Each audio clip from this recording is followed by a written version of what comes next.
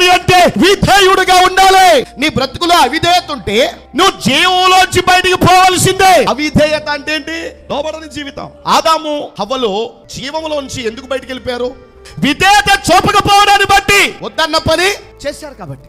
వింటున్నారా? చాలా మంది దృష్టిలో పొరపాటు అంటే మీరు ఎలా భావిస్తారు? తాగుడు తాగితేనో, వ్యభిచారం చేస్తేనో, దొంగతనం చేస్తేనో, పక్కనోడు సిమ్ము కొట్టేస్తేనో, లేక మోసం చేస్తేనో ఇదే పొరపాటు. మహాభయంకరమైనటువంటి పొరపాటు ఏమిటో తెలుసా? చెప్పిన దాన్ని చెయ్యకపోవడం మహాభయంకరమైనటువంటి పొరపాటు. ఎవరి బిడ్డలో శ్రద్ధగా వినండి. మీ అమ్మ మీ కోసం చేసినట్టుగా, మీ నాన్న మీ కోసం చేసినట్టుగా నీ బండి వాడుకునేవాడు నీ కోసం ఏమైనా చేయగలడా? నీ బట్ట వాడుకునేవాడు నీ కోసం ఏమైనా చేయగలడా? నీకు నచ్చిన స్వభావాన్ని సపోర్ట్ చేస్తున్నాడన్న ఏకైక కారణంతోనే నువ్వు అవతలోడు మాట వింటావు.